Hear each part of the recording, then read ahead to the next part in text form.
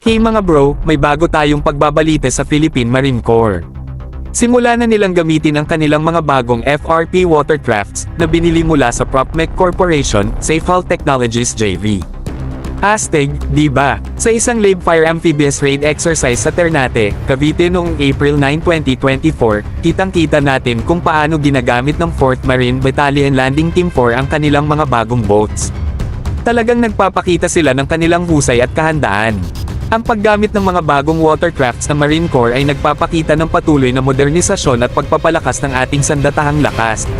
Isa itong magandang balita para sa ating bansa at para sa ating mga kagamayang sundalo. Ito rin ay nagpapakita ng kahandaan ng ating mga kawal na harapin ang anumang hamon at pagsubok. Ang kanilang dedikasyon at profesionalismo ay talagang nakakabilib. Kaya mga bro, patuloy tayong sumuporta sa ating mga kawal at sa modernisasyon ng ating mga sandatahang lakas. Ito ang patunay na tayo ay umaasenso at patuloy na lumalaban para sa ating bayan.